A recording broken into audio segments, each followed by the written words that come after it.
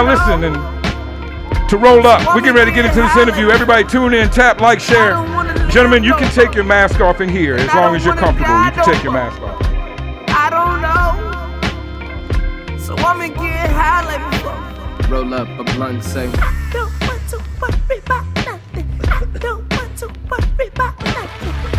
All right, today on the show, Fela Interview. Am I saying your name right, bro? Before we go any further, am I butchering your name? I apologize if I am. It's all good, man. I prepared myself for that when I created the name. What? Say it for me one time. I'll remember it forever, please. Fela Interview. Fela I'm still getting the last one wrong.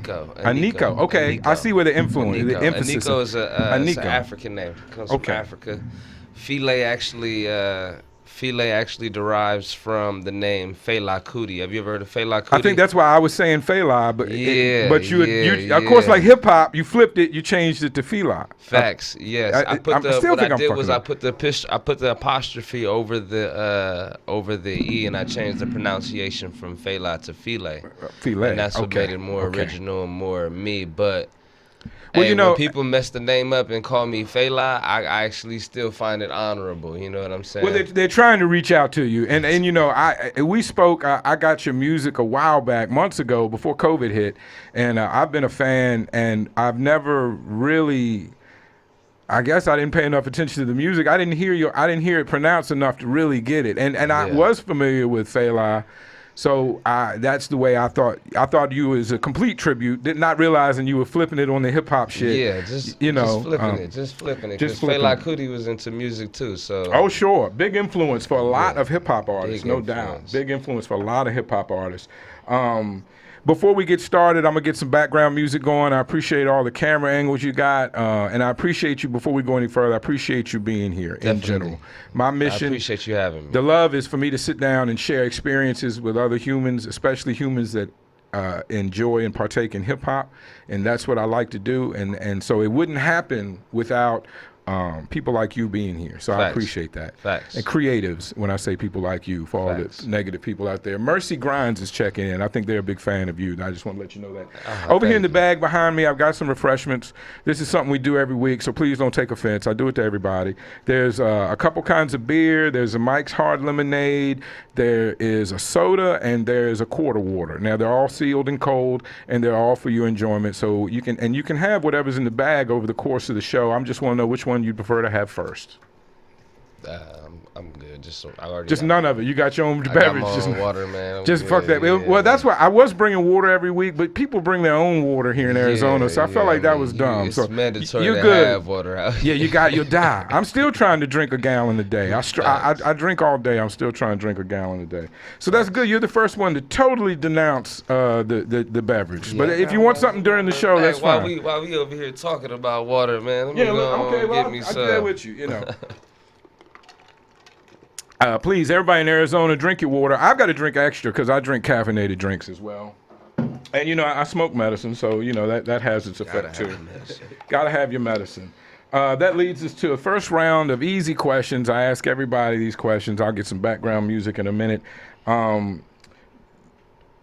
When you are enjoying medicine, blunt paper or a good book? I guess it's definitely blunt or paper because you already signified you enjoy medicine. That's for the non-smokers. Because you can't smoke and enjoy a good book.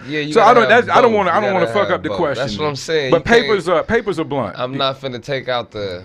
I'm not finna take the book out of the equation. You can't take knowledge out of the equation. God bless you. So it's always gonna be the book. Okay, the book. Okay, all right. Always the book. Are you a drinking man? Beer, liquor, or water? Nah, I don't drink too much. You don't drink too much? I drink on occasion, blue moons, celebrations. Okay. You know, if I'm around good vibes, good friends. Okay. When you are smoking medicine, sativa, indica, or hybrid?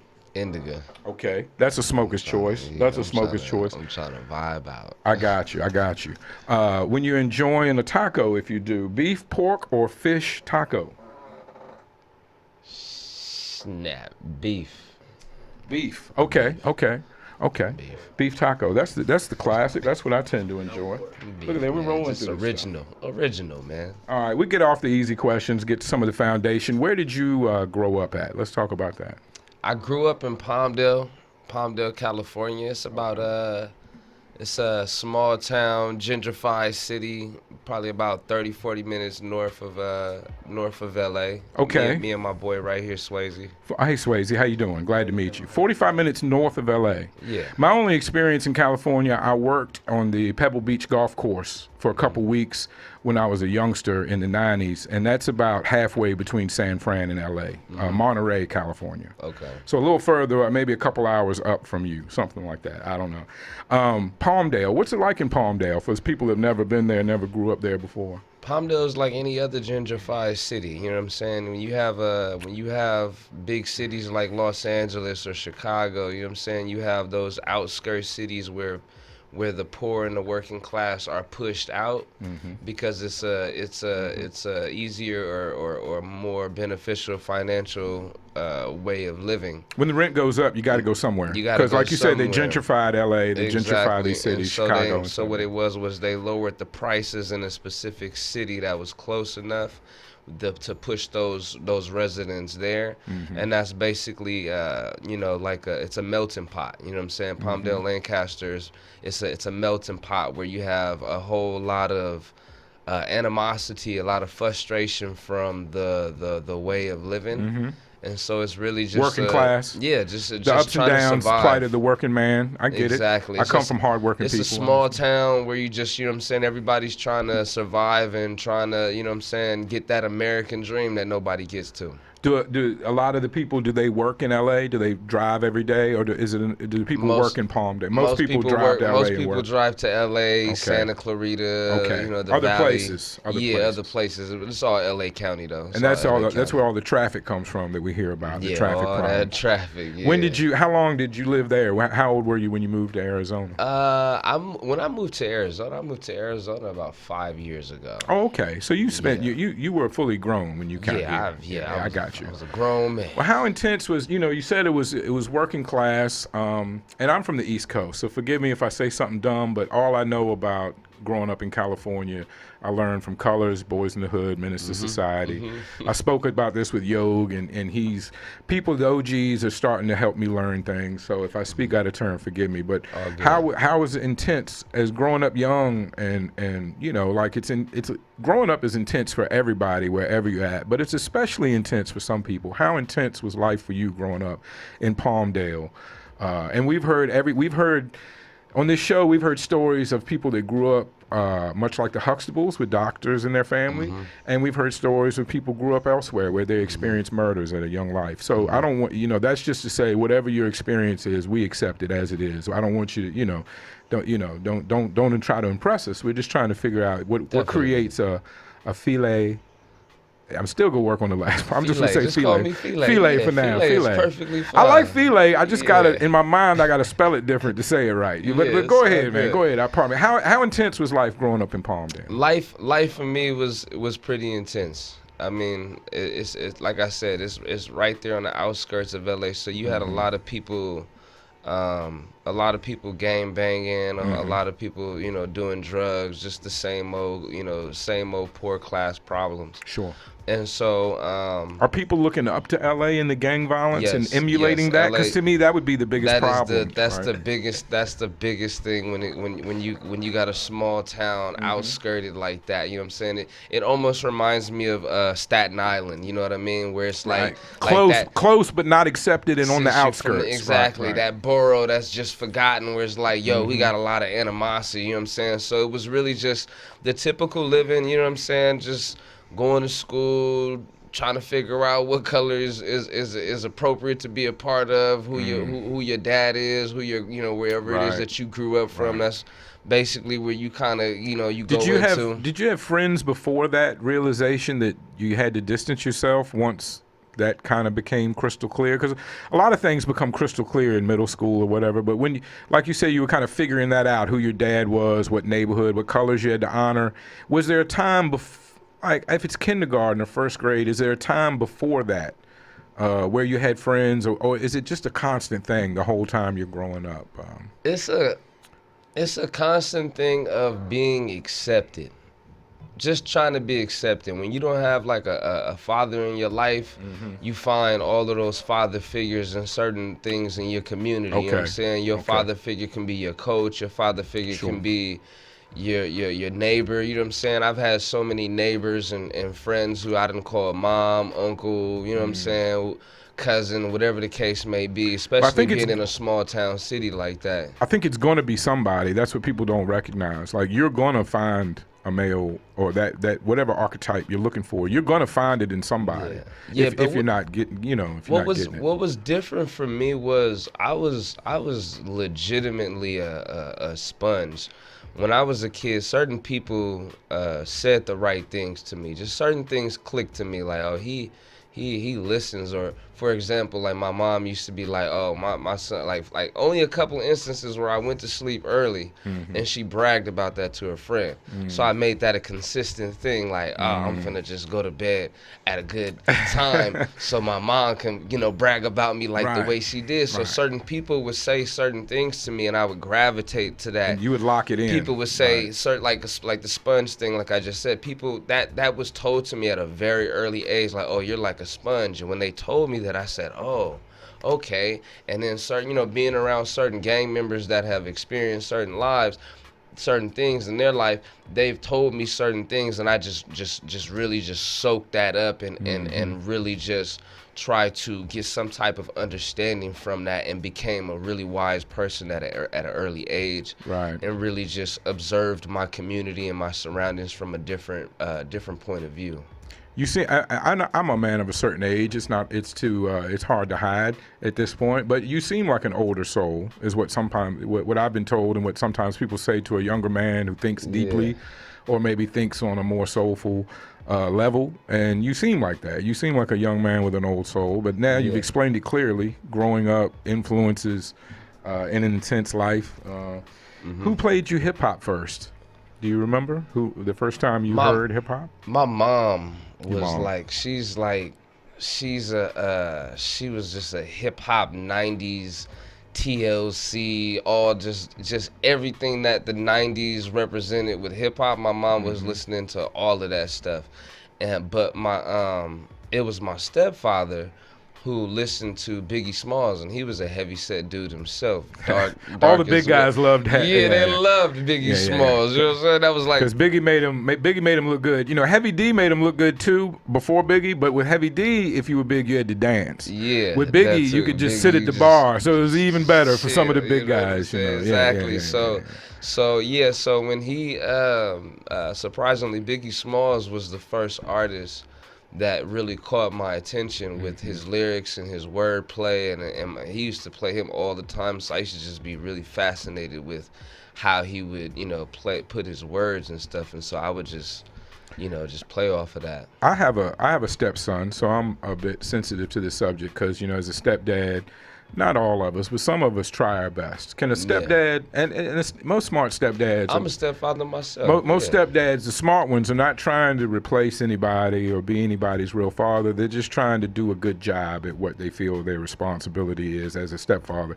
And it depends on when you come into the child's life as well. I came into my stepson's life right as he was becoming a teenager, and we're about 7 or 8 years in now. And sometimes it feels great, sometimes it feels like I could never win. What would your advice, as having a stepdad and now being a stepdad, what would your advice be to stepdads? Because I would love to hear it on a personal level. My advice to stepfathers would be to look at your children as a brother or as a sister that you love.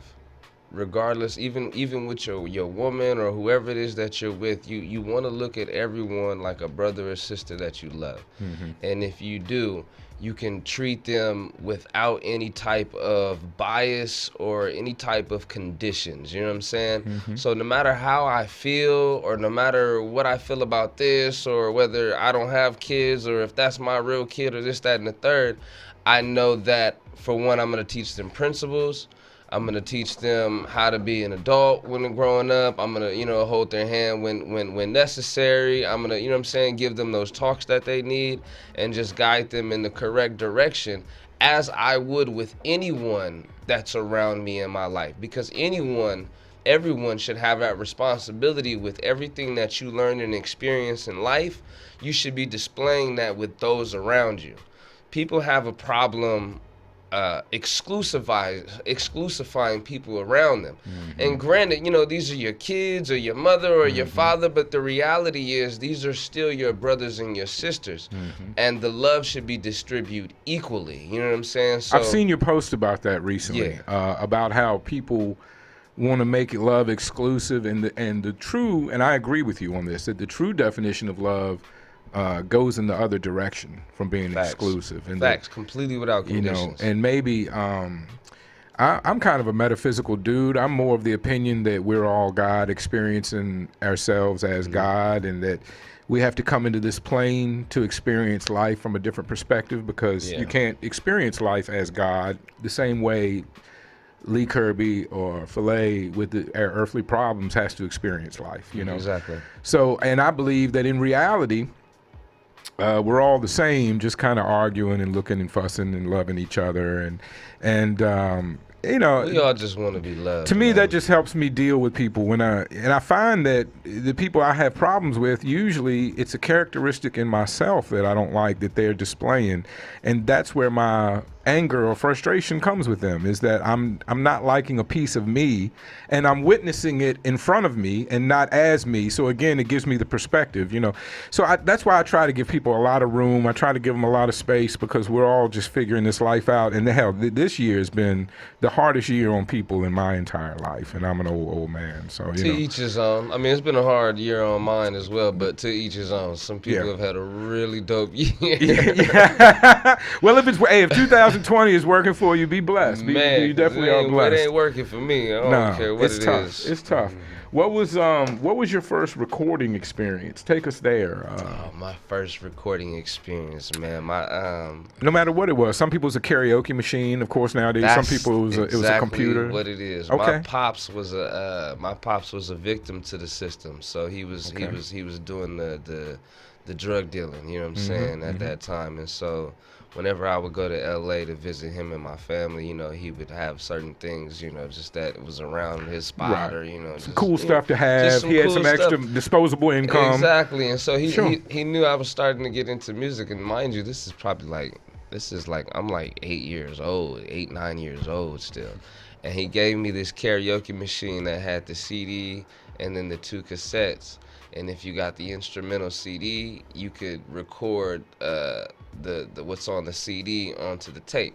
But everything had to be one take, though. Right, It had to be one take. Right, like that was it. The verse, the hook, the verse, the hook. You had to do everything one take. You know what I'm saying? Yeah. And so I used to just I used to just be in my room for days, just making song after song after song, and I used to make skits. I used to just really be so infatuated with the music and really just listen to music from a learning perspective and not just as a fan, and just really put that into my music. Well, having to, if you created all of your first music, having to do everything on the first take, to me, that's like boot camp. Like, that's got to make you a better artist now. What does punching in mean to you at this point? When you see artists, when you see artists punch in their whole verse or whatever, piece by piece, and hey, everybody records their own process, their own way. That's fine. That's beautiful.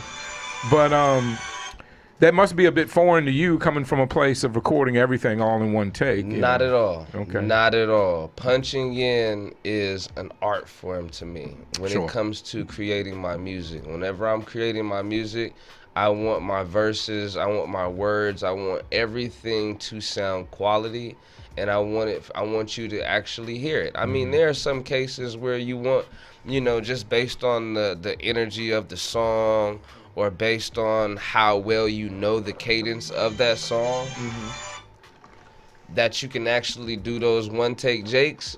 But when you're talking about trying to really put a quality song together, you wanna continue to punch in. You know what I'm saying? You want to sound your strongest on every word, your best on every word. You want to sound your strongest, and where that comes from is when you're writing your music. you know what I'm saying, you automatically jump onto something to record it. You know what I'm saying? You record it without actually memorizing the cadence. You're not training your lung for that verse, you know what I'm saying? And you're not really preparing yourself. So if you don't know the lyrics and you don't memorize those lyrics, you know, to that well, you got to punch that in so that they can actually People are tapping in. You hear the evidence right there. People are tapping in. Swayze, I feel bad that I offered him a beverage. Would you like one of these beverages? You can feel free to have one. Sure, yeah. What would you like? Like a Heineken or like a quarter water? No disrespect. We drink the quarter waters. I have them around my house. It's no. Water, Or soda? On a Pepsi? oh, soda. Pepsi Cola. Ice cold, unopened. It's all fresh for you. Enjoy, Thanks, please. I appreciate I it. feel bad that I didn't offer when I offered. No, for I'm that. enjoying everything. Who was when you started thinking about recording, being a hip hop artist? Who was your inspiration in California maybe on a local level, maybe on a West Coast big level? Who were your inspirations to rap? Who do you think got you? Sorry, I lost my train of thought. No, it's okay.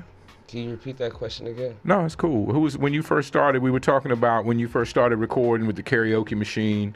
At your dad's. Who do you think was your inspiration as a musical artist at that point to start rapping? Who do you think was it someone from the West Coast? Was it someone from Palmdale? Was it someone in your family? Who do you think was the musical inspiration that made you want to rap? Biggie Smalls. Biggie Smalls. Yeah, Notorious, like I said. Because your stepdad was so into Biggie Smalls. Because my stepdad was so into him, I was really just intrigued with how he was rapping. Like I was just really intrigued by that. Now, it went from Biggie starting my music career to and this is gonna be funny, to Bow Wow actually confirming it. Right. Like, oh snap! Like it's a kid. Because he was similar to your age. He was similar to my age. LL was similar to my age. Almost similar to my age. So I'm like, Snoop Dogg is similar to my age, but it's a different world. But I understand. So like, Bow Wow, but Bow Wow was doing it on a crazy level. To Bow see Wow someone your age, and that's the thing about hip hop that I think is always rang true. Yeah. Soulja Boy, LL, it worked for these bunch of different artists that they came out young, they were good, and they struck a chord with people their own age. I mean, when you look and see someone your own age doing it at such a big level, that had to be an inspiration. No, that's totally cool. Bow Wow was a different Notorious kid. Big to Bow Wow. Bow Wow wasn't Justin Bieber. You know what I'm saying? Like, no, not at all. Not at all. Bow Wow. He was fully accepted. Jermaine Dupri doesn't get the credit he deserves, but he was rolling with one of the biggest teams at the time and selling a bunch of records. So respect to Bow Wow. You know, that is funny though. Notorious Big to Bow Wow. I don't know that anybody else's evolution happened like that, but respect to your stepdad and respect to Bow Wow. Well, you have to understand. I'm like at this point in my life, I'm listening to hip hop all day long. Right. My stepfather, when you know, my uncle, my stepfather, my cousins, whenever Pac, his album came out, they was listening to his whole album. Whenever Biggie came out, they was listening to his whole album. Whenever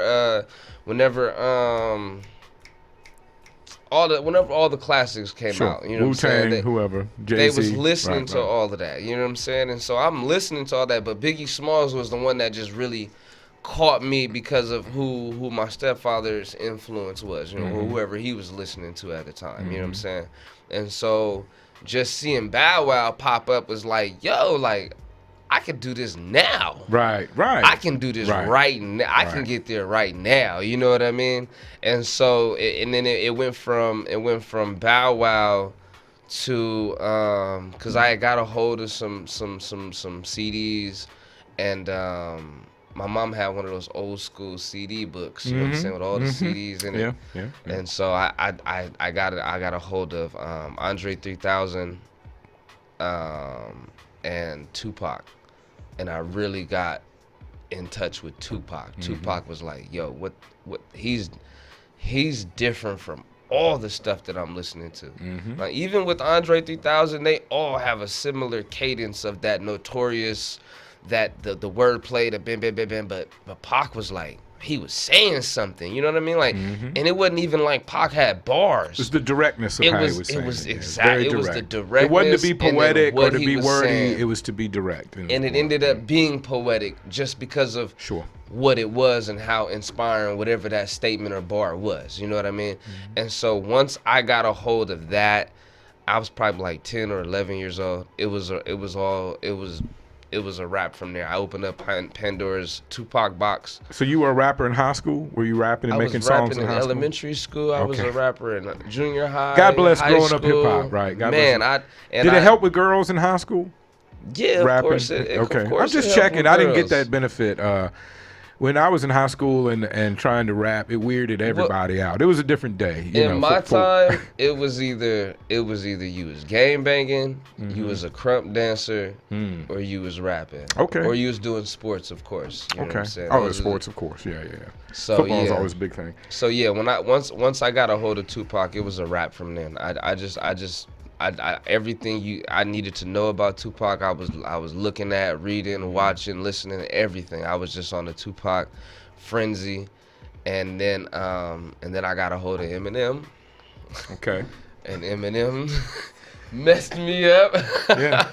Now Eminem doesn't. I have a good friend, V.A. Slim, that always gave Eminem a lot of credit, and he was a big fan of Eminem. And I don't think Eminem gets as much credit.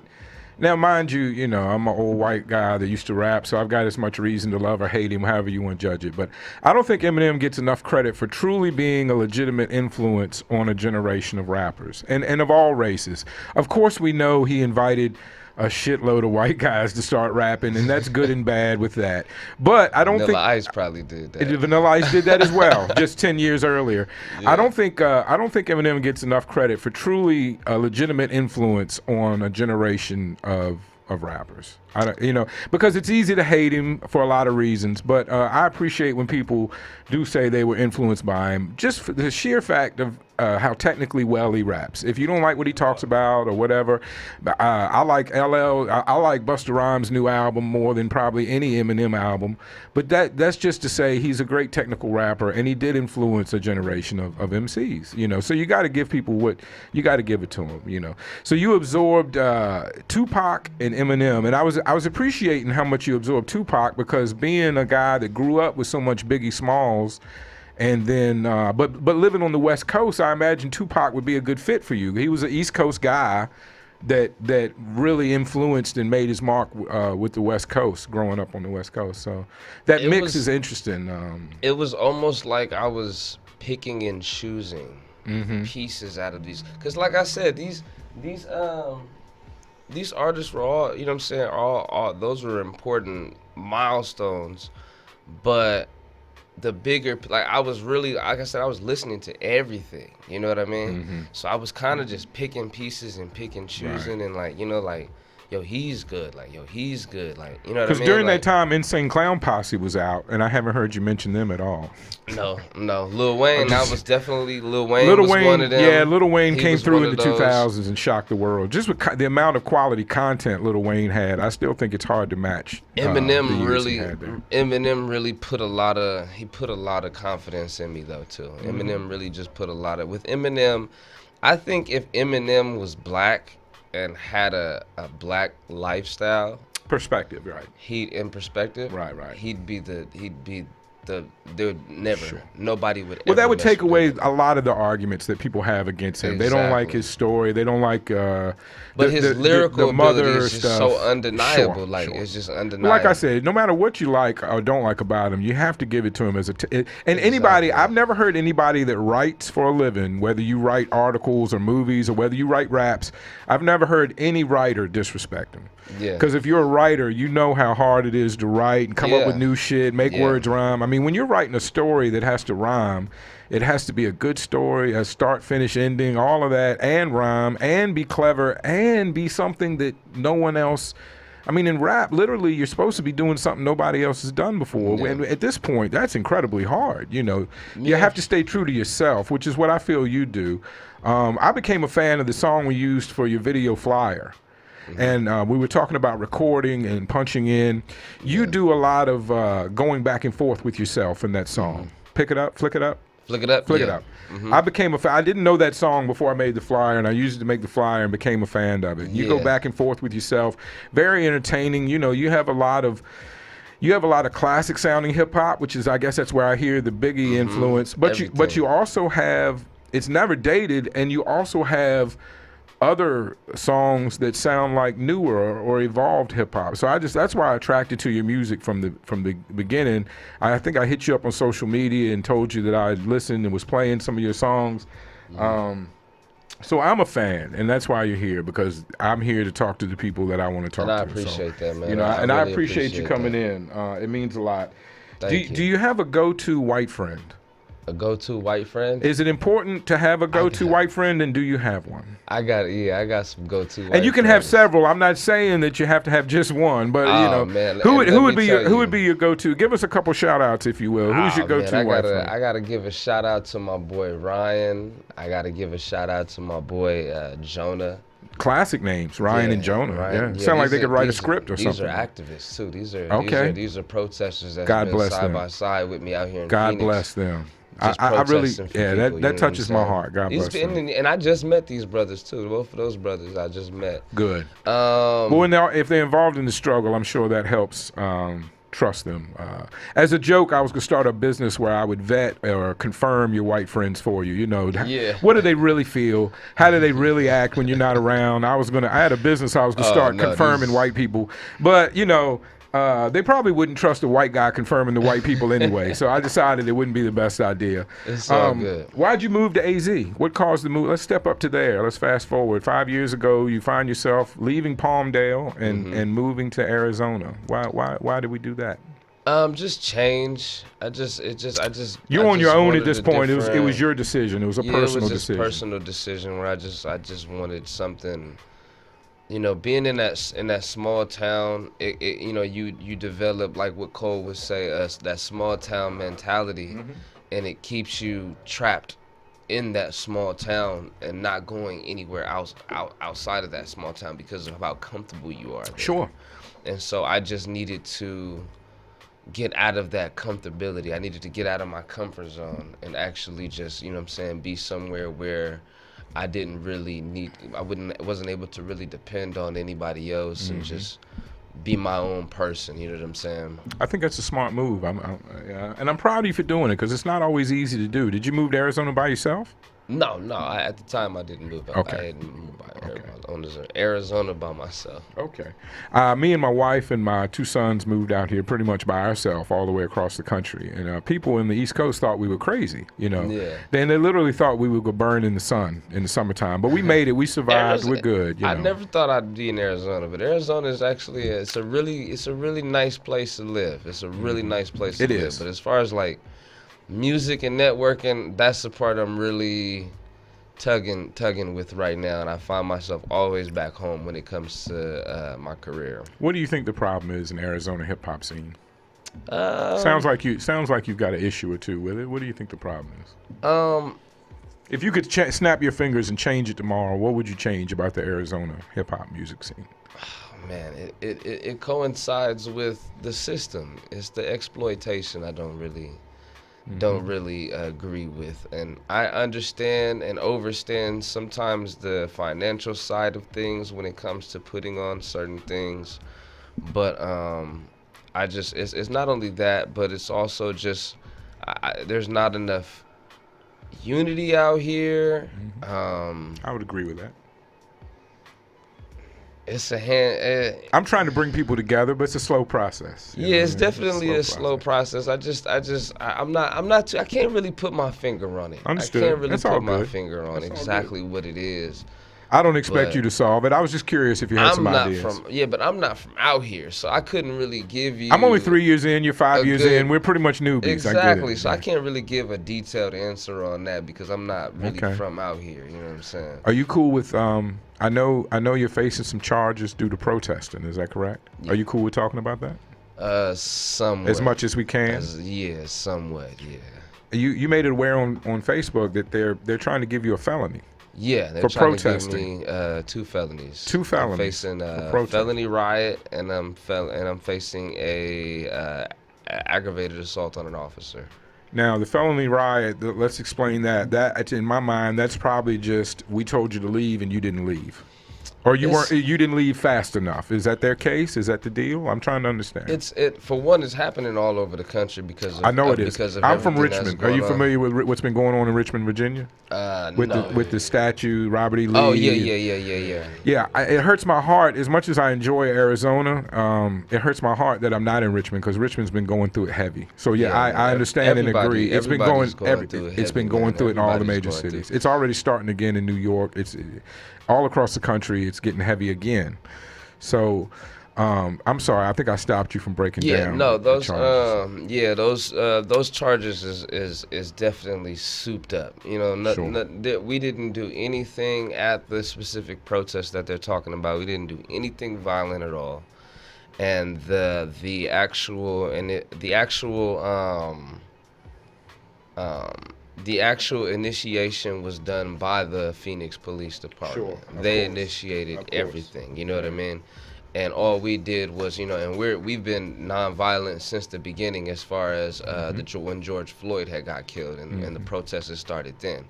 So we have a history of being nonviolent, and we also did so then. And so what they're doing is they're just trying to create all of these charges to keep us from continuing our protests and continuing to speak for the people. It's just a workaround, like a lot of times the state does. They can't. The law says you can protest, but if you're too busy to fighting a court case or doing whatever else, it makes it hard to protest. Exactly. We don't need to get too much into that. I had and definitely charges are trumped up, aggravated assault, the policeman. Yeah, man, they're say totally, less. Yes, you can say less. Totally We all understand, Yeah. We all understand what's involved in that. And my experience in Arizona is that the laws are pretty tough. They pretty much force you to get a lawyer or counsel. Do you have counsel in this case? Yeah, I have a lawyer. Okay, so you're good. Do you have any kind of fund? Is there any way we can help you out? If somebody wants to help you out, help you fight this case, you're good. Not at the moment right now. Not at the moment. We're just trying to... I just want to know, my wishes are with you. If there's anything we can do, I would appreciate it. I'd like to help you because I feel my heart aches for what's happening in the country, and some of us that can't help in certain ways would certainly like to help in other ways. What would be your advice to someone that, I don't know, they might be a single parent, they might have small children, they can't risk getting locked up or they can't risk protesting? What would be your advice to them? To educate themselves. Okay. Educate themselves. Okay. Education creates confidence and it creates awareness. Okay. So when you educate yourself, when you educate yourself, you put power in the hands of yourself, and that's what the whole fight is about. The fight is giving you an opportunity to fight. You understand? Like an actual opportunity, like giving you a job where you actually get paid for what you do. But the actual value of your label is, is sufficient with your cost of living. You know what I mean? Giving you an actual opportunity. Not telling me that I can create a business like Amazon only for Amazon to make sure all the doors are closed for me to never be able to reach that like competing with YouTube, right? Or competing with Twitter. Like, come on, who's really can do that at this exactly. point? It's just a system, you know what I'm saying, that is designed to keep you where you are. But not only does it do that physically, but it does that mentally. And that's why you find so many people killing themselves. You find so many people pointing that gun at themselves, when in reality, there is an enemy to point that gun towards. You know what I'm saying? There is a problem in a system to point that anger towards. So many people are losing jobs, their houses, their apartments, whole their careers, kids, everything. Can't feed their kids, and it creates an insecurity that they're not working hard enough or they're not good enough to provide for themselves or whatever it is they created. And instead, when you educate yourself, it creates a more confidence, at least in, I know that the odds are stacked against me. And I know that is the reason why things are happening like they are around me. And I can be more aware, and I can be less insecure and about myself, and know that there's an enemy that is behind all of this, and it's not me. And take some of the weight off your own shoulders. I agree. That's a blessing. Exactly. And that's definitely a gem you just dropped. That's a gem you just dropped. I hope people were listening. Yeah, definitely. It leads me to my next topic of conversation. You've been you've been pretty honest that you suffer with mental issues. Yes. Would you like to talk about that at all? Is that on the table? Yeah, we all have mental issues. I agree. We all have. My wife what would tell you I have as many as anybody. We all and have. it's getting worse. But what is called systematic mental illness because of the community environment and the oppression that we've been exposed to. You know what I'm saying? I've been exposed to so much that my mental illness happens to be insecurity or anxiety or Speak on it, yeah. and it's crazy because people want to separate themselves so bad. You know, like you find somebody say, "Oh, I have anxiety," and you have another person say, "Oh, I have panic attacks too," and it's like, "Nah, you don't have them like mine." You don't, right? They you don't start leveling it, right? Yeah, you start leveling it. And reality is, no, right. bro, we all messed up. You know what I'm saying? We are right. all messed up equally. You know what I'm saying? And so my mental illness is due to systematic problems. You know what I'm saying? The things that I've dealt with in my life, you know what I'm saying? It also deals with my depression comes from my insecurity, and because I love people so much, I have a really strong love for people. I love to be around people. I love to smoke and chill, educate. I just love people a lot. You know what I'm saying? And so the absence of those people creates an insecurity. And, you know, and the whole nine goes on after that, you know what I'm saying? And so it's just a whole history of things that I've dealt with in my life that I'm learning to guide and control more. Some people, you know, the Scientologists, they don't believe in taking any medication. The Christians believe in praying to God for these kind of things. The doctors, of course, want you to run to psychologists, psychiatrists, and get medicated. The pot smokers think you should just smoke a little weed and chill out. Where do you stand on that spectrum? What do you take prescribed medicines? Do you medicate yourself? Do you think that you know, some people believe eating right and exercise does a lot of good for it? Where do you sit on that spectrum? It's really to each his own. Like you really have to. Each person has to really find that thing. But the main thing is examining yourself. Like that is the main thing that I do for me is I examine myself on a consistent basis. I'm honest with myself. Why is it that I'm lying to this person? Why am I procrastinating about this? Why am I depressing about this? Why is it that I said that to that person? I examine myself to a T so that I understand who I am and I learn to love who I am. You know what I'm saying? That's One thing is I'm always working on trying to love me more. You know what I'm saying? I'm not there yet, you know what I'm saying? But I'm always working towards that. And so my advice to people is to just, you know what I'm saying, examine yourself and to really just gain as much mental control as you can. Mental control. I always tell people peace and love, but the real deal about that is I really mean that. You know what I'm saying? Like I feel like life is all about finding peace within and love for all. That's my motto to life, and that's why I'm always saying peace and love, because if you can find peace within, I don't need no money, I don't need no this, I don't need that, I don't need no body, I don't need none of that for me to just chill and be content with where I am and what's going on. So soulful, so metaphysical. How does a person with that outlook exist in this hyper masculine, hyper competitive hip hop world? Can you be peace and love in this hip hop world and compete, you know, make it to whatever level we're supposed to be ascribing to make it from? And I hope so. I hope you can. What are your thoughts on that? Does maintaining your inner peace, does that hurt your journey in hip hop, trying to get somewhere in hip hop? Is one worth the other? Is it worth losing your inner peace to get somewhere in hip hop, I guess? No, never. Never. I think a lot of people do, though. Would you agree a lot of people do risk their inner peace to be famous?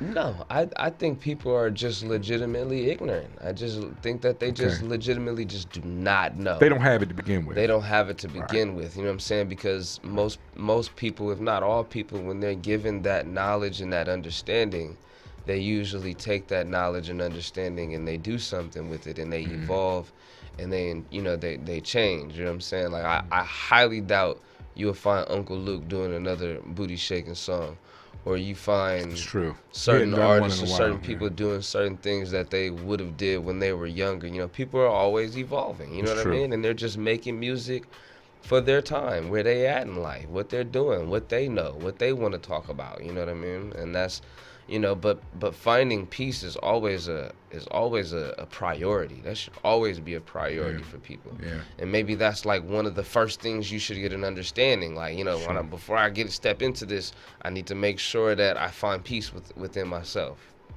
Yeah. Who is your, I think that's incredibly important. I unfortunately didn't learn to get peace in myself until I was a much older man. So I'm glad that you got a handle on that and helping other people work through that. Who is your, getting back to some hip hop shit, other than yourself, who would be your favorite Arizona or Phoenix hip hop artist? Who do you like? We try to spread love. We try to give some flowers. It's a few of It's them. a lot of guys out there. You can give me a couple if you want to give equal treatment to a couple different people. I definitely got to give a shout out to my boy Bank Mills. Okay, He's yeah, I'm always familiar with doing Bank. his Yeah, thing. yeah. I got to give a shout out, and this is just straight up love, whether I agree or I know don't it's or award whatever it season. is. This is not a nomination of any This kind. is- This is no award. This is just an artist This showing is love just to his straight fellow up just artists. show- Right? And this is, you know what I'm saying, just, you know what I'm saying? So I have Bank Mills. I would say Deli every day. He be doing his thing. Yeah. Who else? There's so many, man. LRTK. Okay. Just I've got a couple records. Just the Empress, I would say. Sure. Very She's familiar. dope. Man, That's a lot of love. That's good. You don't have to run on. man, Who sucks? Who don't you like? Who don't I like? Who don't you like? Oh man, there's. Or who I should? can't- I don't like to say this, but I'll let you say it. Who should stop? I wouldn't do that. I don't tell There's anybody a- to stop. I was trying to there's trick a you into lot that. of- I don't tell anybody to stop. Because, you know, I've heard some very terrible people become much better. So I hold Yeah, faith there's that, a lot of artists that's out there really just whether you just doing it just to do it. It's just sure. having an understanding is really important though. It's really important because Of what your goal is, you mean? yeah, like it's like you know it's all fun and games, but when you're talking about hip hop like legitimately, like you really want to talk about hip hop, that's when it becomes a different story where it's like, you know, feelings have to get hurt. And you know what I'm saying? I guess that's what I was alluding to earlier with get drawn. With the peace and love attitude in hip hop. I think that's what I was referring to because it is a competitive sport, you know, and sooner or later, you know, you gotta in your heart you gotta think improve that you're the best. You gotta feel that way. It's always gonna be that competition. Some people like LeBron, some people like Jordan, some people like Kobe, some people feel like such and such is best because of this, because of certain rings. It's the same thing with music, you know, because of certain albums, how many platinum records you got, how many platinum singles you have, like just certain. It's just spread out. Right, like it's numbers. Exactly. So it's really just to each his own. But the ultimate thing of hip hop that people have to understand is what hip hop does. Whether you're rapping, whether you're spray painting on the wall, whether you break dancing, whatever it is that you're doing from the roots of hip hop is all about love. You know what I'm saying? And expressing that love. And I agree. And sometimes that gets lost in it, but I agree, especially with the money making and everything. But yeah, I agree. That's where my heart is. It's all a part of it. I don't care if you YG. I don't care what kind of music you making. You know what I'm saying? It's all a part of this story that's being told. You know what I'm saying? But your production, from Draws to Socks to I Am Legend, and you know, it's all good, but it is very varied. Do you use certain producers? Do you use different producers? Where does your production come from? Right now, I have a specific couple of producers. Two, his name is MVM, his name is Man Roy, and his partner, which is AO. Okay. And they're a collab of producers that do beats. They pretty much handle all your production right now. They're really good at producing beats. Sometimes I get beats from certain producers but I go through beats like a lot. Like I can have like a ton of beats and like a photo shoot end up using 3 like out of a billion beats. Understood. Just whatever hits you in the moment. And then a year later I end up using a beat that I would have never used. You know what I'm saying? Just because you of where it changed. is. Exactly. You changed. Exactly. Do you when you hear certain beats, does it help you write the songs? It changes, it differs. You know what I'm saying? Sometimes the beat influences me, sometimes a concept or idea influences me and I just need to put that on the beat. It just depends on it really varies and depends because I do music in so many different ways, so many different just different ways I do music. You know what I'm saying? I think that comes across. It's not something as a listener you can put your finger on, but I think the effect is there. Like you can't really. No, I don't think anyone would guess. That's why they're getting that feeling, is what I mean to say. But by you doing your music in varied ways, I think that subliminally comes across in the music, and it gives it a, like I said, you have a lot of different sounds, a lot of different music, and it's all authentic. It doesn't sound like you're stretching or reaching to be something that you're not in any of the songs. Facts. So, and maybe that's from your beat, your beat selection, you really feeling it at the time, and that all comes together very well. Definitely. Is there a Phoenix artist that we are unaware of that we should know about? Is there somebody you feel like is uncredited or is on the come up that we don't know about? You definitely need to hear Swayze. He's finna be on. Okay, the come well there up. you go. And I'm lucky enough to have him right here in the studio with us. Right here with I'm your glad to boy. meet you on the first floor, Swayze. So as you know, as you start ascending, we can have you back in and interview you as well. Yeah, all right, that's cool, no doubt. Swayze, he comes from like I said, he comes from the same where I come from. Okay. And he established his own entity. He got his own stuff. You know what I'm saying? His own fan base, his own style of music. Yeah, that's good. He works hard what he does as well. That's good. Do you some of I don't know if anything's a conspiracy theory to you. Some of it you're kind of living. Do you believe in any what people would call conspiracy theories?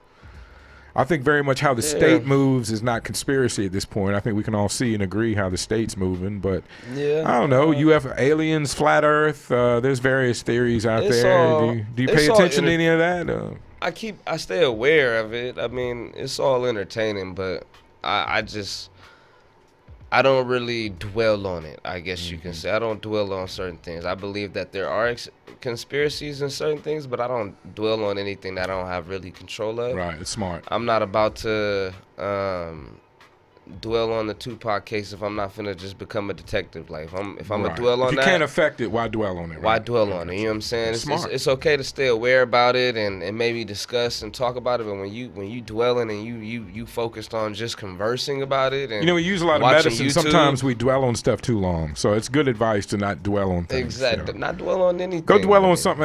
Go learn something else. All right. A couple quick questions, and then we'll get back into some more serious stuff. When you grill out? If you grill out, do you use charcoal or gas? Man, I don't grill. Or if you don't grill out, don't worry about it. I don't grill. Is there anything you don't eat? I don't eat a lot of stuff, man. I'm a really picky person. Oh, you're a picky eater. Yeah. Okay. Is it by category or is it just individual, like fuck hot dogs, or is it like I don't? It's individual. It's individual. Okay, give us 3 things. It'll be the hot dog, but it'll be the stuff on the hot dog I won't eat. Give us 3 things you definitely will never eat. I ain't eating no chitlins. Oh, God bless you. Never eat chitlins. I'm from the South and I can't do it. But go ahead. Never eat chitlins. No matter how much it's washed, you're supposed to soak them 3 times. No matter how much. In the same house as chitlins. It's not good. No chitlins. Everybody understands and agrees with that. That's not even picky. I think we all agree. And I should be eating it, but I hate tomatoes. I don't like tomatoes. Don't like tomatoes. Do you eat sauce and ketchup, or is it just raw tomatoes that you don't like? It's just raw tomatoes. I don't like. I've heard that from more people. Yeah, I've heard that from before. But the tomatoes, I don't all right, no tomatoes. I think you can supplement something else for the tomato. No tomatoes, no chitlins. Give us the third one. What's another one I don't like, man? There's so much stuff I don't like. It's ridiculous. I will move on. Thank you for that. What does when I say these words, and this might be a tough subject, a sensitive subject, I don't know. When I say the words respect the underground, what does that mean to you? Respect the underground. Mm-hmm. The word respect the underground would mean basically it's really self-explanatory. Right. We Okay. underground artists. So you right. have On to a general respect the level, that's how underground. people usually address this situation. On a general level, the words respect the underground. The Yes. company respect the underground. What does that mean to you? The company respect the underground. That is a sticky topic. I've heard there was a diss track. Yeah, there was a diss track. Well, There was a diss track. I'm 3 years in. I'm partnered with this company, but they have given me the carte blanche to invite in anybody and talk to anybody I want to, except for one. Oh no, it's all love. So now. and it's never it was brought to my like that. attention that there was a diss track, and so that's the juicy kind of stuff I like to talk about. Definitely. So what? And I'm curious because, like I said, I'm only 3 years in, and I'm affiliated with this company, but I'm my own individual, and I like to hash it out. I like to chop it up. At this point, of course, there's no issues. It's not hot anymore. What caused It's never been hot. Right. Well, what was your things. I like to talk about it though. What was the feelings? What made you create a diss track against RTU? What was your beef? What were your thoughts? It was what I was talking about earlier. The exploitation. I feel like revolving around shows and artists paying to play and that kind of thing. Sure, that whole thing, I just do not agree with that at all. I feel like there's just like the system that we you gotta find if it's exploiting or it's oppressing someone, you gotta scrap it and you gotta figure it out. Right, If it's not popular that way, you gotta find a way to make that popular if it includes exploiting. I mean, I understand the system that we live in and everything, but I just feel like there's still a better way of.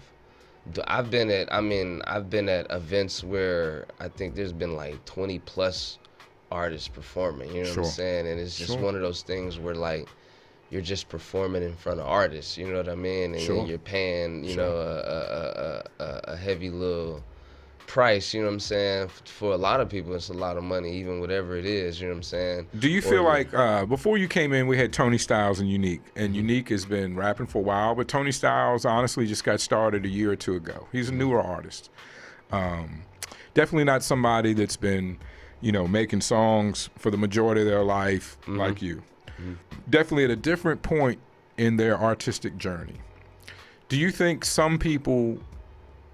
there is a level of artist that should have to pay to perform, or do you think carte blanche no artist should have to pay to perform? No, I believe you should. So it's all a negotiation depending on where the artist is in their career, maybe. It's.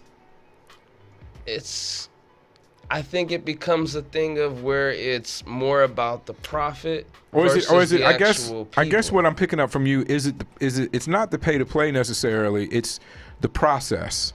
The process, and I know for a fact the process. And when you say exploitive and what you describe, the 20 artists on one bill, I understand. It seems like the promoter is trying to make money off of artists performing as opposed to promoting a live show. Because if you have a good show that's 75, 80% sold or sold out, there's money to be made, right? So, and I agree with you. I think sometimes promoters do take shortcuts by booking a big bill, a big bill. But here's the difference with Respect the Underground. It's not ill intentioned. You know what I'm saying? That's the that's why it's not. That's why it was never like a hot issue. You know what I'm saying? It was just Well, was it a diss track, or were you just kind of speaking your mind on the subject? Oh man, you have no idea how. I'll many have to go back and check it out. I have so many diss tracks. It's ridiculous. Against Respect the Underground, or people in general? Just people in general. So you have a beef with something. Tracks. You write a diss track. I like that. I need to go. Can I have I just express myself? Can I have a playlist of just your diss tracks? I would like to listen to that. It also involves because I'm also a genius marketer as well. And so whenever I feel like there's an opportunity to capitalize or take advantage of an actual moment or something that could bring some type of popularity, I capitalize on that. Sure. You know what I'm saying? Because that's the way of today, right? And what it is I take advantage of the actual moments that are given to me. You know what I'm saying? So like for instance, I did a diss track to a Long Beach rapper. His name was TF Third, and he basically took my feature money. You know what I'm saying? Ran off with it. Ran off with my feature money. Damn. You know what I'm saying?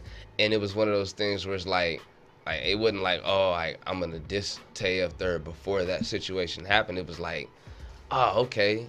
So he took my money. So how can I capitalize off of him taking my money? You know what I'm saying? Right. You know what I'm saying? I get it. Like, no, and that's the way to think these days. I didn't want to just diss Funk Flex just for nothing. It was like, oh, he's dissing Tupac. Okay, how can I capitalize off of him dissing Tupac? How can I capitalize off of the way I feel? You mean give you an old man lazy moment? Put it into my actual craft. My old man lazy moment is the first debate. I was sitting watching it with my family because they're voters and they wanted to watch it. And it occurred to me, I said, man, the start of it, this is reminding me of a battle rap. Yeah. And I said, somebody's gonna make a meme about this. Yeah. And my stepson, Justice, God bless his soul, he said, why don't you do it? And I was lazy. I was high. It was nighttime. I'm getting ready to go to sleep. I don't feel like making a meme right now. But I wake up in the morning, and God bless them, somebody took the 8 Mile audio and added it to their video and made a meme that shook the world. Now, millions of us had that idea at the time, but one person, probably a few people executed the idea, but one person executed it correctly, and that was the one meme that everybody saw. So much so that the fucking politicians have hired battle rappers now to help them. Which is, hey, I'm going to be honest, you can call me an asshole all day long. In my long life, I've never voted. I've got my reasons. We don't need to get into them here. Not because I'm a felon. It has been my choice as a dissenter, which no one believes that, especially nowadays, it's such a hot topic. No one believes that you can be an honest dissenter, but the you said an honest what? Dissenter. Meaning I don't agree, like when someone dissents from war, I don't agree with this war, so I'm not going to go fight in it. I don't agree with their political process, so I don't involve myself in it. I believe it's dirty. I believe it's underhanded. Why should I vote for a system that's corrupt, period? Like, no matter how you put it, like any vote is just going. Right. They've done away with the third party. They won't give us a third or a fourth or fifth option. There's never been I worked labor my whole life. There's never been a labor party. There's never been anybody that represented me. When I lived in Virginia, Virginia was not a swing state for the first 20 years I was a voter. Virginia went Republican every year, a lot like Arizona used to be. Arizona is starting to become somewhat of a swing state, hopefully. But I hope for the process. I look at it as an outsider. But I got to be honest, maybe, if someone wants to down me for not being a citizen and doing my citizenly duty, I will wear that. I'll understand that. Or if if a person of color says, Swerve, that's your white privilege, that you don't have to vote or you don't feel like you have to vote, I might agree with you there too. I might have to wear that as well. But that's just my story. That's respect. That's respect. I don't. The way one side definitely tries to trick people out of their vote, I feel like if they want me to honor the vote as something respectable, then they need to clean that up. If it's just going to be a bunch of game of tomfoolery where they decide who they want anyway, I would rather just not play in it. But that's not a popular message. I think people should vote. I think especially locally, you should vote. I think that does a great deal locally. Up to the federal elections, lesser two evils, all that. You got to vote your conscience. You got to vote your heart. But I was raised in the Baptist church that I wasn't a part of this world, and that's kind of the way I feel about things. And especially, give to Caesar what is Caesar's. I'm getting way too into my personal opinion on voting. Let's get back to FELA. Right. But no, anyway, I understand. I totally. It's deep. It's what deep, you're and saying. I understand if people don't understand. It's just the way I feel in my heart. And one day, if we figure out this was all a joke, I would feel good saying I never participated in it. But anyway, do you have management as a rapper in today's world? Do you have management? Do you feel like you should or need to have management? I'm not sure about that. I don't have a manager. So far, you haven't? No, I don't have a manager at the moment. I've had dozens of managers. Okay. But I feel like a lot of times artists feel like it's a step and a good thing to have if they don't. Can I join? Yeah, go ahead, sit on. yeah, definitely. Sit on in. Great, man. We kind of skipped over the diss track. Was there a response to the diss track? No, let's have a conversation. Let's get in camera. Okay, all right, wait. You good? Can you see me? Yeah. The boss has stepped in. I don't know if we on. I had no intention of coming in, but I can't help myself. I Okay. just overstand. Yeah. I'd like to, because I've never actually heard the song, and I didn't even know it existed until he got involved in the politics with the BLM movement and all that. I don't know how it popped up, but for some reason I found it. CIA. Yeah, the feds. And I The think it was feds. probably like over. I think It was a year like or 2 years old. ago. Yeah. Yeah, I saw it on YouTube. It had like Yeah. 37 views, so it was really popular. Good song. Did a lot for your career. Just curious to what inspired it. He spoke on it. He spoke on it. If you want exactly me, what it is. yeah. I felt like a lot of the artists, and including myself, as far as being a part of those actual events and everything, I just felt like it was. And again, I said it wasn't ill-intended, but still, it was exploitation at the same time, where it's like a point of trying to make money, and then at the same time eat the cake and have the cake and eat it too type of situation, where it's like, how can we give artists a platform, but then how can we make money? And then I felt like it was more of how can we make more money in a sense of having over 20 plus artists performing at one night, On and two then all of stages. those artists. At first, because you guys started to clean it up, and it became more, you know what I'm saying, having this night is for this specifically, so on and so forth, and then y'all started having like the breakdowns as far as for the concerts. So, competitions but and back stuff. to you felt that it was exploitation. Like we Yeah, were I felt like exploiting it was, artists. I felt like So it do you was like the exploiting. fact that we spin your music and interview you in the station? You think that's a blessing to artists? Yeah, I Okay. believe that's a blessing. So in order to afford a non-profit radio station that's 100% independent, we have to generate a profit somewhere. Indeed. So our events, we generate a profit which feed families, security guards, bartenders, venue owners, booking agents, DJs, graphic design artists. Should I That's be just playing? staff. Should I be playing the ether beat right now? I feel like this is the rebuttal to the diss song right here. Oh, we can have a conversation. Skunk, skunk. This is a very articulate, intelligent gentleman. He is So one of the most intelligent men a real I've spoken to. conversation is I think justified. I think it's great. Definitely. Because Okay. everybody in this room is well spoken, so let's have a conversation. I've Definitely. always wanted to talk with you about it, just never had the Definitely. opportunity. And I appreciate it. No, just you got on a roll. It sounded like the ether beat should be playing right there. You know how they've been putting that under you're a people's DJ, speeches. drop lately? that shit. Yeah, Drop that shit. But No, I but don't I- know if this is quite ether because he's gonna walk out with No, he ashes was on he his was belly. very clear that it was. ash on his belly. God, that Nas shit was so hard. He was very clear that maybe it wasn't ill-intended, and he mentioned that you know Well, it's, I it's think something that kind I of just think that happens that's- maybe I once you think get to that going. saying that a diss track is not ill-intended No. is No. No, I'm He was saying speaking about how the though- business was being run, that it wasn't Yeah, ill-intended. though it's so not was the ill-in- diss track ill-intended? No, it was just me expressing how I felt about the situation. Oh That man, it wasn't you gotta those. go for the throat. Like, Have you- why drop a diss? Have you if heard you're the not- diss track? No, I'd love to.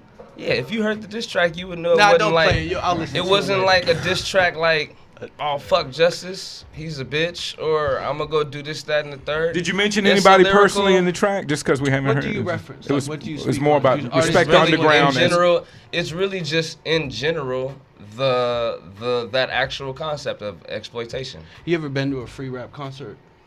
Yeah, I've been to all of them, damn near. The sound systems are. And I know subpar where at where best. you're getting at as far as the event and everything has to be paid for. But what I'm saying is when it's at the cost of an artist, How is it at the cost if the commission on a ticket is a 90-10 split, 90 the artist's way? and all of that sounds good with the You ticket know how much I used sales to and get everything paid? like You know how that. much I but used the- to get paid for a ticket? I used to get $2 a ticket and I completely to understand. perform on the same underground independent platform. At a $10 ticket, I was gifted a $2 commission. I might make $100 if I was lucky.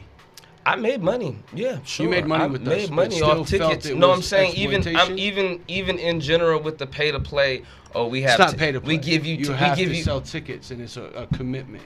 But we if, all gonna pull exactly weight, you eat if what you you kill. but if you sell if you don't sell the tickets, can you still play? I've never turned anyone down. I've talked But what I'm saying, but what The I'm only saying people that is, don't perform is but the this ones is who what- don't have the nuts to come in and okay, communicate so with me. maybe in certain instances you say you don't have the money, you can certain still perform. instances, there was never not an instant. But this No is one's what ever I'm- been denied my stage because of lack of ticket sales. You're gonna have to go on early. You're gonna have to open the night. That's the way it goes. You're gonna pull your weight because whoever sold the most tickets is probably headlining. That way they get the sweet spot because that's the reward for hard work. Now, how are there any how can I say, are there any, I just walk into? what is that I know. what is that Me and word I'm Swayze looking could go for? smoke. Are No, there it- ever No, y'all are good. It's a good discussion. Are Carry there on, John. ever Carry on. any auditions for these venues, or is it if you got the money, you can perform? No. So It's- now there's no quality differences. control. There's 100% quality control. I determine the headliners and the openers. So this is what I mean. If I am on maybe you haven't even heard my music. No, And I I just have. come I've up. listened to it. No, I'm saying I'm just a random Joe Schmo. In a situation, not in a personally, but situation, yeah, just in a random I just come up to situation. you and say, I got the money. I just sold the tickets. Can I get on your stage? So Are you gonna let me on your stage? You're gonna tell me to deny a hungry artist that just wants an opportunity? You're gonna tell me, nah, man, fuck off. I ain't heard your music. What I'm saying is you're What not. am I supposed to say to that? So someone comes to you and says, I want an opportunity to perform. There still I should sold be, all my tickets. but there still should You gonna be. tell that man no? Yes, if there's not Okay. if there's not Nah. if there's not a sense of quality with I'ma your music, review his links. if there's not an actual level of quality, it's going to mess up the quality of my whole show, because I have to sit here and I have to listen to 15, 20 minutes of this whack artist whose production isn't even good. I'm not finna sit here and, So- and now so I got your and now I matter- have so to you're wait. saying Now your- I have your to taste- wait your for matter of another taste- artist on top of that. It's not even a matter of taste. It's a matter of It is there a matter is of a taste. level. If you don't like of his music, so quality, that means he can't perform? Is that your call? Indeed. No, I don't judge a man based off taste. Because, to be honest, I don't like your music, but I still work with you and we still play it on the station. Right. It's But a matter of taste because I set my taste aside for character. okay, and that's quality. fine. That's fine. So Sonic industry maybe standard quality, that's dope. maybe that might work for 6 artists. But you have 10, 15, 20, 25 plus artists at one venue. On what stage you're are you having referring to? 25 artists. We have two stages that run when side by I first side. moved out here. The most that acts was we the- have. Hold on, I'm breaking down the science to you. We have 2 stages, and the most acts we have on a night. We're not. There's That's 20 acts. Have you 10 ever, on have you each done stage more on than a that 3-hour venue? span. Have you? Are we talking before 2 years ago? Because you're bringing up a situation. No, we've had 2 that's stages 2 since years old. 2015. I haven't spoken of this situation. So and we I have don't a know how conversation. long. Oh no, We here. And Let's that's go. what I'm trying to get you to understand. I'm trying to figure out what exactly is it that you're speaking about. Are you speaking about before 2 years ago? Because I've performed at events Oh, so you where say there we've were more than improved? 15 artists. That's what. Did I not say that in the beginning? Did Yeah. I not say that was 2 years ago? The song and is I 2 years said ago, right? 2 years ago, and I also said, And you hadn't written and I anything also about it said since. that they improved with the way they organize Sure. and the way they do their things now. sure. On You gotta specific do it days, to get on it certain. better. No, that's what You gotta get some practice. he's And giving that's he's why giving this- credit that's why that you I'm guys trying- evolved. That's why the situation is a 2-year-old situation. Oh, I know. I just You take can't- you I just can't take take the it- word you can't take it- exploitation in my company very personal because I've never exploited anybody except A for lot me. of people will take a lot of things personal, but even though it's personal, it's not intentional. Just because it's not Can intentional, I it's still- can I cut Go in and ahead. just ask one thing Absolutely. to Fele? If I say hey, this piece of paper is $500 and someone buys it for $500, I didn't force them to. I didn't put a gun to their head. I didn't lie to them about the piece of paper. I showed it to them. I said, this piece of paper is $500, and they choose to buy it. Is that person being exploited, or are they making their free will decision to use their money how they see fit, whether it's wise in your eyes or not? Is that What does that piece of paper do, though? Doesn't matter. Doesn't You do can whatever nothing. you It want. does- You it- could write it- a contract for It $1 million does matter. on it. It does matter $1 because of if that paper. piece of paper is bread, and you're telling me that that's what No, I it's need not. in No, order it's not to get food. that, No, and it's it's not the only. food. But It's it not- does matter. It's though. not. It's That not. does It's matter, not. This though. is not a survival issue. These rappers buying to be on a stage is not a survival issue. They can- don't buy anything. How- We do not even- allow pay to play. It might not be a They don't fly like survival that. issue, but they love what they do. Some people. And for you to make me, and it's not even that you're making me. If I offer it, I offer the piece of paper. I offer it. Is slavery a choice? Oh man, get fuck out of here! Don't take that up. We're not there. But that's what I'm saying. But that's what I mean, though. But that's what. But that's. I think that's taking my example a little far. That's exactly what I mean. There's a masses of people that you can say, oh, you could just say fuck the government, right? Can't y'all just walk out? Can I make a point? RTU is not YouTube. Why can't every artist just do their own show? If they don't like how RTU's doing it, go do your own show. Now again, are we speaking from 2 years ago, or are we speaking in an instance of today? I'm talking about right now. But yes, I'm referencing a track you did 2 years ago. So I have one question. Would you gamble $150,000 on Arizona hip hop to win every year and lose? Would you do that? I'm not understanding the question. Would you gamble on Arizona hip hop? Would you put 100 racks on Arizona hip hop? No. I'm not from here. I gamble on Arizona hip hop every time we host an event. That's great. That's dope. And we win. We always win. I completely understand. So I just wanted to reference that. I just wanted to address it. I apologize to interrupt your interview. No, it's all good. Just to clear the air, he admitted it. By Respect the Underground. Sure. You feel me? Sure. All right, we're good. It's all good. A show of delegation, to say the least, from the CEO. Well, there's that. Fela. Sorry for the name. I'm still having trouble with it. You good over there? You good? We good? I'm good. I'm good. We're good. Of course, people take things personally. I wish I'd listened to the diss track before I came in today. I have it on my phone, but it's 2 years old, so it's old business. It's old business. And I heard your positive points. Don't worry. And if we, in the replay, everybody will hear what you said. So it's overstood. It's overstood. It's all love. It's all love good at the end of the day. I was just trying to get to the point of my whole point was that if you offer something, someone chooses to buy it. However, one other question: do you see a difference in pay to play and selling tickets to perform? Do you see a difference in those two operations? Because some people do. I have friends that promote and tour on the East Coast. They're very much against pay to play, but they believe selling tickets to be on a show is okay. Mm-hmm. So do you agree that there's a difference in those two, or do you think that's basically the same thing? No, it's about the same thing. It's about the same thing. I mean, I'm glad you got to that. I've had some artists, especially in Arizona, and I want to just reference this to say, in Richmond, where I'm from, it's a very small market. It might be, at the most, it might be 200 or 300 rappers, and we all know each other. Most of us have been doing it for 10 years or longer. Mm-hmm. The new guys come in, they get affiliated real quick, and so here in Phoenix, it's very different. People come and go, people move, people leave. A lot of people are moving here all the time. There's always a lot of fresh rappers.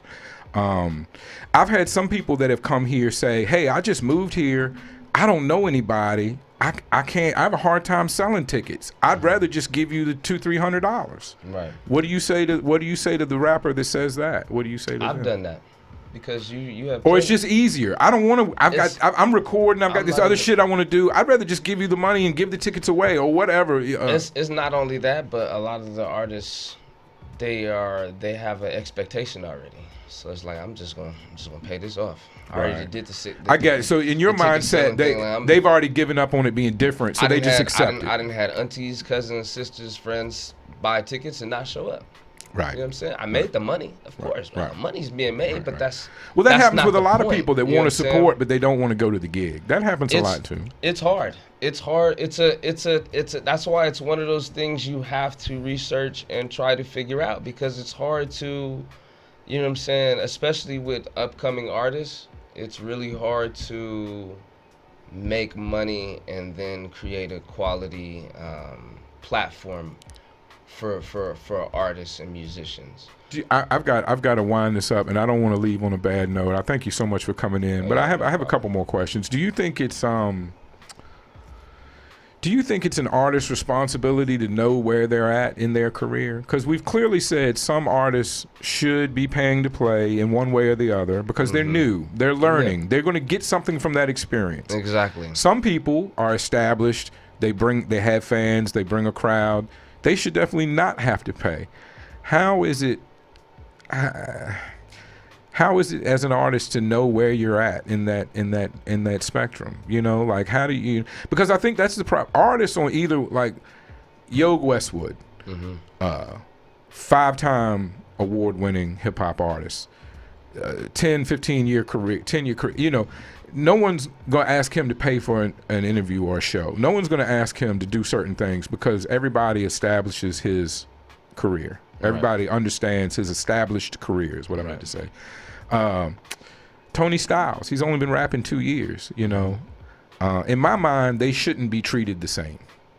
Does that make sense to you? Does that seem fair to you that if someone is put in the work? Now, I know that's a tricky question for you because you believe love should be universal, but no, well, I mean, that's the universal thing is at the basketball court at the you know, at the park. You know what I'm saying? When you talking about NBA and competition though. Yeah. Yeah. When you talking real deal lyricism, you know what I'm saying? You talking we have examples. We have clear if you've examples. proven yourself or if you're yet to prove yourself, I feel like you should be treated a little different. It's hard to answer because you can create a perception at any span of time. You can create a perception within a week or so just based on what pictures or videos you post. And bam, you know what I'm saying? You're somebody and you ain't rapped for a week. That's you true. know what I'm saying? Yeah. So that's why it's a little hard to really answer that question because it's really to each his own and where your humility is individually as a person. You know what I'm saying? I'm not finna just charge nobody $500-$600 for a feature. Like cause me, you know what I'm saying? Where I am in my music, I just feel like I'm not there. Like you know what I'm saying? Like I might have. You seem very honest about it. That's what I ask artists to be honest with yourself. Yeah, you have to be. I think it's hard for some people. You got to examine yourself on a daily basis, and that's the only way you'll move forward and evolve in life. You know what I'm saying? I put in Fela discs. There's a lot of them. Yeah, and a lot and artists and names as big or bigger than Respect the Underground. Yeah, there's a lot of people that. Let's end it off on a fun note. Sure. Who dissed you back that you enjoyed the most? Because I come from a battle rap world. I like the give and take. I enjoy the give and take. If it's not going to end up in shots and everything, so who dissed you that you obviously you enjoyed it a lot, whoever it was. So let's give them a shout out. Who dissed you that you really enjoyed it? This gonna be a funny shout out right here. I think we hit the right one. We hit the right question. All right, let's end on this note. Who is it? My favorite diss that dissed me. There's two. There's a dude that grew up. He's in the military now. His name was T-Shep. Okay. He had a pretty. Because I'm gonna look him up later. And let me tell you. And let me tell you, a lot of people have attempted, but the people that I'm about to name, they're the only ones that was like, okay, that was pretty. It was dope a little bit. Okay. Dope, all right. Yeah. People have tried to diss me and it's just horrible. Like yeah. But it would be T-Shep, and then this guy sitting right here next to me. Swayze, no. No, that's where the laugh came from. Y'all went at it? Yep. You dissed him and you dissed him back? Yep. Was this on some friendly, like you ate the peanut butter stuff, shit? Man. It's just some small town stuff. Oh, okay. Was this back in Palmdale? Just a disagreement we had, and then we put it in our music. You took it to wax? Yep, put it in our music. Hey, well, respect to that. It looks like y'all recovered and everything. It's all good, it's just music, bro. It's just music. I know. As long as you can learn and evolve from certain things and be mature about certain things. As well, I hope, we can put this Respect the Underground relationship back together.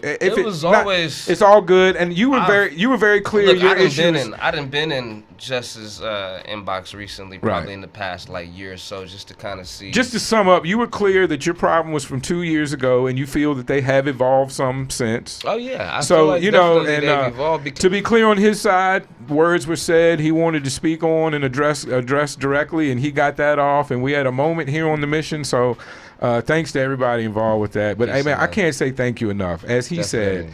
He said it in an argumentative fashion, but I agree. You are very articulate, one of the most intelligent people I've had to the mission. I could talk for another hour with you, but unfortunately it's time for us to go. Definitely. I have been playing, will continue to play your music. I appreciate that. And I appreciate Respect the Underground for playing it as well. The clips will drop. Well, I think when they said they play it, I think they meant me, but I don't know. We'll see. Probably. I'll get it. I'll talk to John Blaze and get it. I done been spinned around. I'm sure. I'm just making jokes. I'm sure. I'll talk to John Blaze. We'll make sure everybody's got the records. I can't thank you enough. Fila. Say the Filet. filet. I Filet. want to get it right one time. Like the filet, whole thing. like filet mignon. Like filet mignon, right? And say the last one so I can copy. Nico. And Nico. Nico. Right. And Nico, like the And candy. Nico. My mother loves Nico candy. Nico. And Nico. Yeah, and Nico. Filet and Nico. Yes, sir. There, I got it. One good time. That's out. We're out. On Talk that to the note, people. thanks so much to Swayze. Appreciate Thanks so it, man. much to Appreciate Filet. it. Thank you so much for coming in. It was a great show, a great moment. Here we are. The Mission, Respect the Underground. Power to the people. Underground Radio.